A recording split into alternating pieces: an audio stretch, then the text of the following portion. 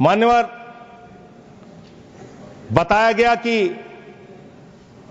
जब यह घटना हुई उसके बाद देश के गृह मंत्री वहां जाते हैं। देश के गृह मंत्री ने जाके वहां प्रेस कॉन्फ्रेंस किया, अपनी बात कही। उसके बाद प्रधानमंत्री को इसकी सूचना मिलती है। प्रधानमंत्री जी अपना कार्यक्रम छोड़ के भाग के आते हैं सऊदी अरबिया से। पूरा देश इंतजार कर रहा था कि प्रधानमंत्री जी आ रहे हैं। प्रधानमंत्री जी निश्चित पहलगाम जाएंगे। प्रधानमंत्री जी पहलगाम नहीं गए मान्यवर। प्रधानमंत्री जी 24 अप्रैल को बिहार में चुनाव प्रचार गए। प्रधानमंत्री जी 1 मई को महाराष्ट्र, केरला और आंध्र प्रदेश में उद्घाटन करने के लिए गए। प्रधानमंत्री जी फिल्मी सितारों को संबोधित करने गए, फिल्मी सितारों को संबोधित करने गए, लेकिन जो लोग पहलगाम में मारे गए थे उनकी पीड़ा, उनका हाल, उनका दुख, उनकी तकलीफ जानने के लिए नहीं गए। मान्यवर, यहां कहा गया सेना के शौर्य को, बहादुरी को नमन कीजिए। हम करेंगे, बार बार करेंगे, लेकिन आपने सेना के लिए क्या किया? जया बच्चन जी कह रही हैं, क्या यह देश जानना नहीं चाहता? जया बच्चन जी कह रही हैं कि आप गलत बोल रहे हो। कौन कह रहा है? जया बच्चन जी। आपने उतनी दूर से नहीं सुना होगा मान्यवर, आपने सुना नहीं होगा।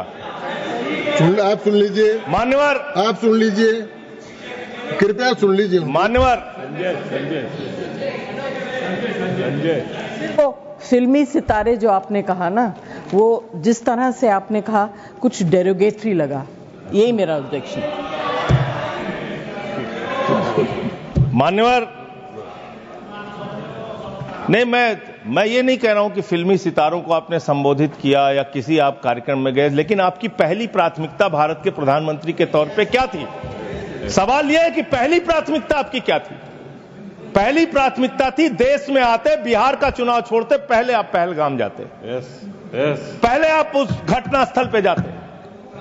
हमारा सवाल यह है, अभी त्रुचि शिवाजी बहुत दुखी थे, कह रहे थे प्रधानमंत्री कहां हैं, सदन में क्यों नहीं आए, प्रधानमंत्री कहां हैं, प्रधानमंत्री कहां हैं? अरे शिवाजी, वो अवतार है, इंसान नहीं है। वो अवतार है, कृपया भगवान है, अदृश्य। इधर देखें, अदृश्य नहीं, कल तमिलनाडु में ही थे अभी सर, नॉन बायोलॉजिकल सर, ये बड़े परेशान है कि प्रधानमंत्री जी सदन में नहीं आए। प्रधानमंत्री जी अवतार हैं, वो अदृश्य रह के भी कहीं मौजूद हो सकते हैं। उनको आना नहीं होता शारीरिक रूप से, वो प्रकट हो जाते हैं, प्रकट हो जाते हैं। नॉन बायोलॉजिकल है सर वो, तो इसलिए प्रधानमंत्री कभी नहीं आते ऐसे मसलों पे। 18 घंटे काम करते हैं प्रधानमंत्री, लेकिन इतने गंभीर विषय पे दोनों सदनों के अंदर चर्चा हो रही है। 18 घंटे काम करने वाला प्रधानमंत्री 2 घंटे भी दोनों सदनों में क्यों नहीं है? यह सवाल हम लोग पूछना चाहते हैं। कल ढेर सारे सवाल उठाए। वैसे तो मुझे लगता था कि कल रक्षा मंत्री जी के भाषण के बाद शायद कांग्रेस पार्टी सपोर्ट में भाषण देना शुरू करेगी, और अगर थोड़ी बहुत जनता की इच्छा की परख होती तो वो ही करते, मगर नहीं करा।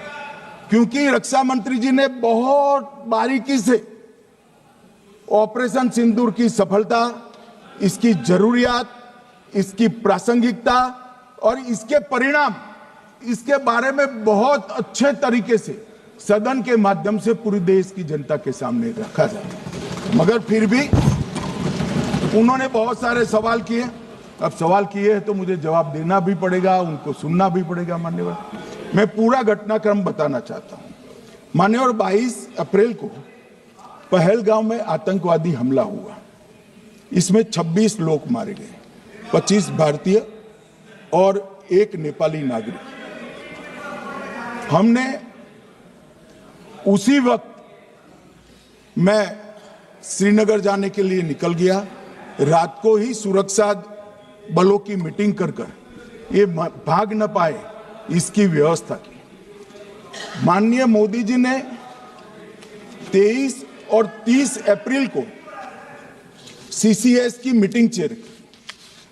ये कह रहे हैं, मैं आज बताना चाहता हूं कि CCS की 23 अप्रैल की मीटिंग में क्या हुआ। सबसे पहला कांग्रेस पार्टी का ब्लंडर था सिंधु जल संधि, इसको स्थगित करने का काम नरेंद्र मोदी जी ने किया। हमने अटारी के माध्यम से एकीकृत जांच चौकी जो चलती थी उसको बंद कर दिया। पाकिस्तानी नागरिकों के सार्क वीजा को सस्पेंड कर सभी को वापस पाकिस्तान भेजने का काम किया। पाकिस्तान स्थित उच्चायोग ने रक्षा, सैन्य, नौसेना के सलाहकारों को अवांछनीय व्यक्ति घोषित किया, संख्या को 55 से घटाकर 30 किया और CCS ने ये संकल्प लिया कि जहां पर भी ये आतंकवादी छुपे हैं उनको और उनकी ट्रेनिंग करने वाले अड्डों को सेना, पुलिस, CRPF, BSF उचित जवाब देगी। मान्यवर, जिस तारीख को ये हुआ उसी दिन ये निर्णय हो चुका। मान्यवर, इसके बाद में कल गोगाई जी कहते थे मोदी जी 24 को पहलगाम जाने की जगह बिहार गए। सुनो यार, मान्यवर, मोदी जी जब ये पहलगाम घटना हुई यहां नहीं थे, विदेश में थे। आने के बाद तुरंत CCS बैठक की और मोदी जी जिस दिन बिहार गए उस दिन पहलगाम में कुछ नहीं, कोई नहीं था, सिर्फ राहुल गांधी थे। सारे लोग चले गए थे, सारे लोग वहां से अपने अपने ठिकाने पर चले गए थे। मगर इन्होंने एक बात कही, उस पर मेरी आपत्ति है मान्यवर।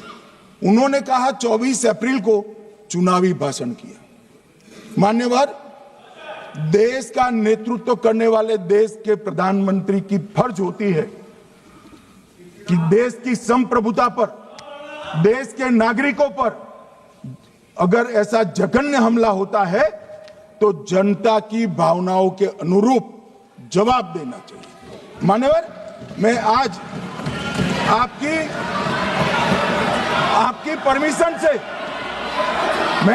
परमिशन से मोदी जी के बिहार भाषण के कुछ अंश पढ़ना चाहता हूं। कोट अनकोट है। 22 अप्रैल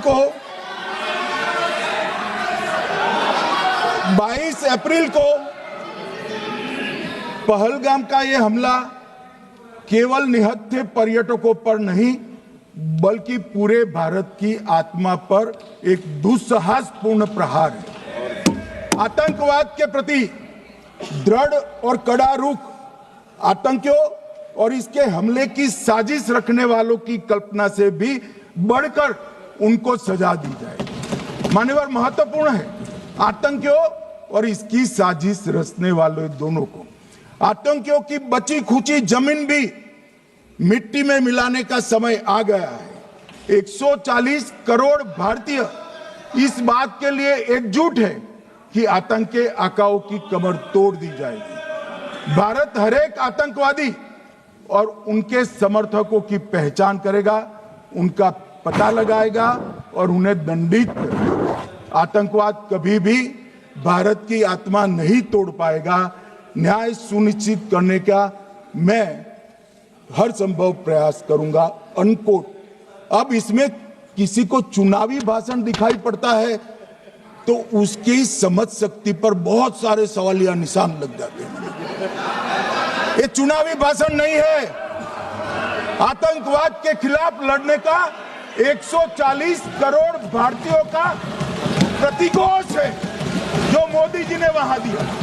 इनको चुनावी भाषण दिखाई पड़ता है। जैसे चश्मे होते हैं ऐसी ही दृष्टि होती है।